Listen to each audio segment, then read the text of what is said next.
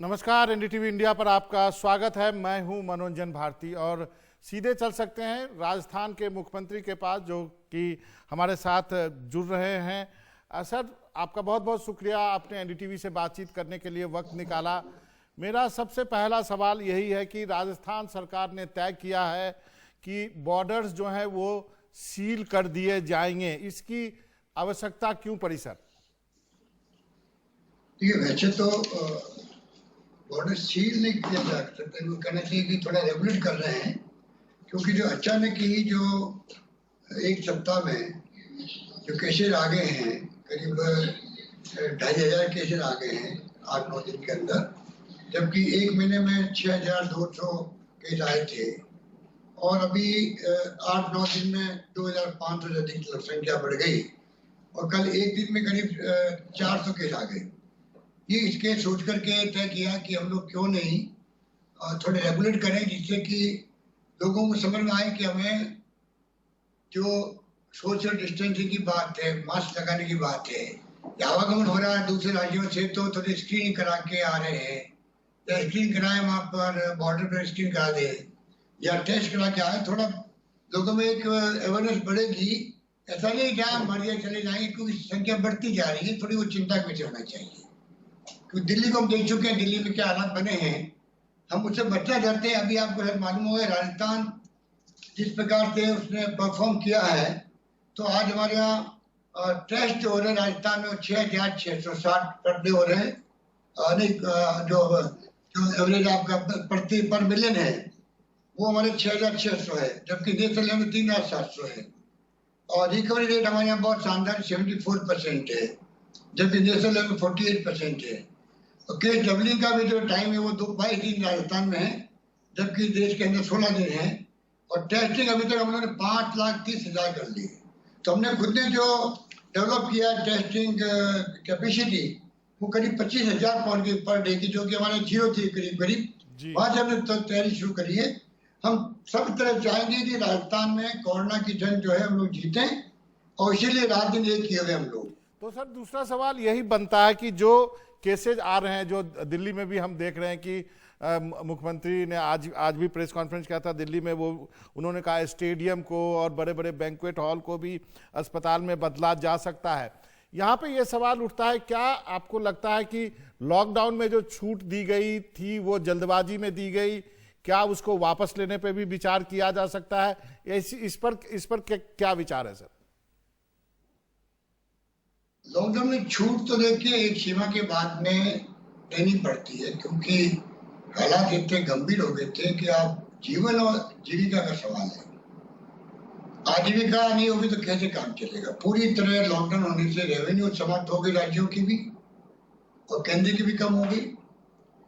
पूरी तरह लॉकडाउन होने से काम धंधे सब बंद हो गए, इंडस्ट्री बंद हो गई, मजदूर बेकार हो गए, तो सभी तरह झटका लगा है। तो आपको कोरोना लंबा चल सकता है, सब एक्सपर्ट कहते हैं कि हो सकता है कि 1 महीना, 2 महीने, 4 महीने चले और लंबा हो सकता है।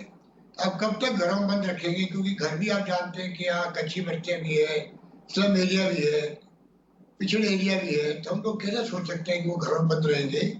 इसलिए सरकार को निर्णय करना पड़ा, राज्य सरकारें इस पर सहमत है, हमें खोलना पड़ेगा और कोरोना के साथ में जीना सीखना पड़ेगा। परंतु आपको मैं कहना चाहूंगा, अगले 10 दिन तक 21 तारीख से हम लोगों ने 10 दिन का अभियान चलाया है।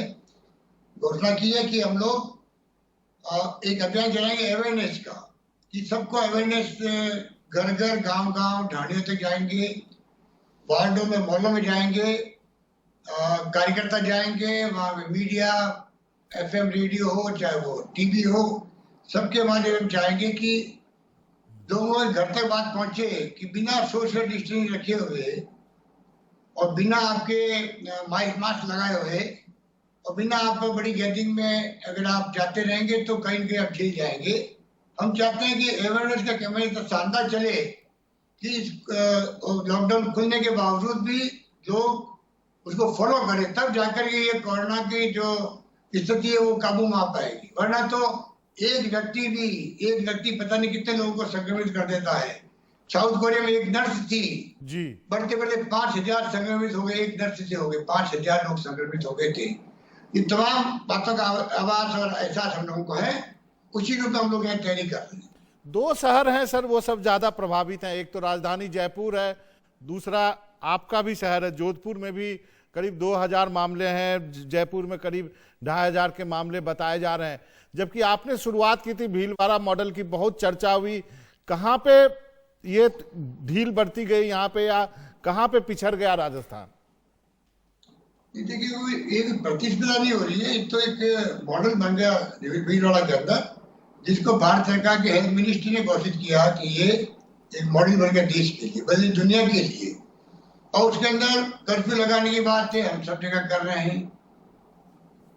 कंटेनमेंट करना है रूथलेसली, जिससे कि लोगों को लॉकडाउन के साथ साथ में जो क्वारंटाइन करना है घरों के अंदर, वो हमने किया बड़े रूप में भीलवाड़ा के अंदर।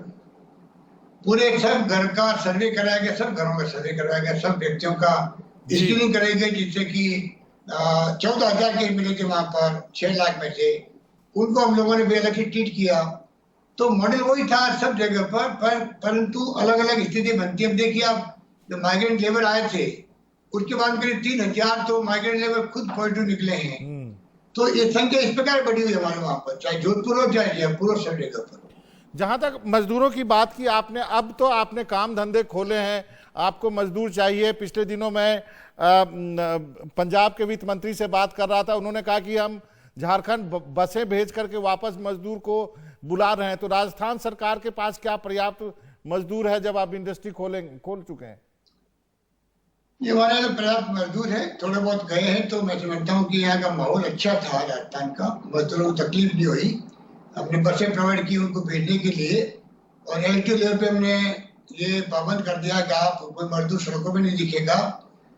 मजदूर कहीं सड़क पे दिखे तो उनको आप गाड़ी में बैठाइए, ले कैंपों में खाना खिलाइए, ध्यान दीजिए उनका, और बसों में छोड़ना हमें उनके गंतव्य स्थान तक। तो हमारी परफेक्ट स्थिति रही, तो मजदूर गया भी यहाँ पर तो दुखी होकर नहीं गया। तो मुझे उम्मीद है कि राजस्थान की जब कभी बात चलेगी तो एक हफ्ते के बाद में वो आना चाहेगा राजस्थान के अंदर। दो चीज महत्वपूर्ण जानना चाहूंगा, कोटा कब खोलेंगे स्टूडेंट के लिए, और पर्यटन उद्योग कब खोलेंगे? देखिए पर्यटन उद्योग तो खोलने का मतलब खुल चुका है एक प्रकार से। जब होटल रेस्टोरेंट खोल दिए 8 तारीख को, तो टूरिस्ट उसी ढंग से आते हैं। पर टूरिस्ट आए कहाँ से आएंगे जब हवाई जहाज नहीं चल रही है, एयर सर्विस नहीं चल रही है, अभी ट्रेनें शुरू हुई है, और दुनिया के मुल्कों में कोरोना छाया हुआ है। तो डोमेस्टिक टूरिस्ट हो चाहे वो इंटरनेशनल टूरिस्ट हो, वो तभी आगे तब देश में कोरोना को लेके एक नया कॉन्फिडेंस पैदा होगा, और आवागमन सुगम हो गया है तो और सुगम होगा, और नॉर्मल लाइफ होगी तब आना चाहेगा वो। अभी कोई नहीं आना चाहेगा, पर हमारी तैयारी पूरी है। जब कभी वो आएगा तो वेलकम करेंगे, हम लोग तैयारी कर रहे हैं। हम लोग कोटा का तो आप निश्चित रहिएगा, हमने बातचीत शुरू कर दी है हमारे कॉलेज के वालों से, और हम चाहेंगे कि क्योंकि अभी एग्जाम दे नहीं सकते, स्कूल या कॉलेज बंद है, तो कोचिंग क्लासेज का रिश्ता जो है स्कूल कॉलेज IIT उनसे रहता है, वो सब देख करके हमें तय करना पड़ेगा, जिससे कि जो बच्चे करीब 32,000 बच्चे गए थे यहाँ से। अगस्त महीना ठीक रहेगा सर? अगस्त अगर आप की दुआएं अच्छी होगी और कोरोना कंट्रोल आ जाएगा तो हम चाहेंगे कि अगस्त में बुला लें उनको। एक लास्ट का अंतिम का सवाल है सर, दिल्ली के मुख्यमंत्री ने पिछले दिनों घोषणा करी थी कि केवल दिल्ली में दिल्ली के लोगों का इलाज होगा, हालांकि LG ने उसको पलट लिया। क्या आप एज ए मुख्यमंत्री आप सोचते हैं कि ऐसा किया जाना चाहिए या ये गलत था? मेरे ख्याल से पूरे मुल्क के अंदर सब राज्य सरकारें एक दूसरे के लिए कॉम्प्लीमेंट सप्लीमेंट की तरह सहयोग करे। ये संकट की घड़ी है, और संकट की घड़ी में हम लोग सब मिलकर ही मुकाबला कर सकते हैं। इसलिए मैं बार बार कहता हूँ, इस देश में सभी धर्म, सभी जाति, सभी वर्ग, सभी पॉलिटिकल पार्टी है, सब एकजुट रहेगी तो जाके कोरोना की जंग हम जीत पाएंगे। इसलिए सोनिया गांधी जी ने बार बार कहा, हमारी पार्टी मोदी जी को लिख के भेजा, हम आपके साथ खड़े हैं। इसके मायने होते हैं कि हम सब विपक्षी पार्टियां आपके साथ खड़ी हैं। अब कुछ सुझाव देते तो ये लोग अन्यथा लेते, अलग बात है। पर मैं आज भी कहना चाहूंगा पूरे मुल्क में तमाम पॉलिटिकल पार्टियों को, चाहे किसी पार्टी की सरकार हो, उन तमाम सरकारों को, सभी जाति धर्म के लोगों को, सबको मिलकर कोरोना की लड़ाई लड़नी है। उसी हमें कामयाब मिल पाएगी। इसका मतलब सबका इलाज दिल्ली में होना चाहिए, आप यही कह रहे हैं, चाहे किसी भी राज्य से आए? ना, मैं कह रहा हूँ कि हर राज्य में जहाँ स्थिति जैसी बनी हुई है, जहाँ कैपेसिटी है, उसका पूरा उपयोग हो, क्योंकि मरीज तो परमानेंट रहते नहीं है, छुट्टी होती जाती है, नए आते जाते हैं। हमें एक दूसरे का सहयोग करना चाहिए सब राज्यों का, मेरा मानना ये है। चलिए गहलोत साहब, आपका बहुत बहुत शुक्रिया, आपने वक्त निकाला और हमसे बातचीत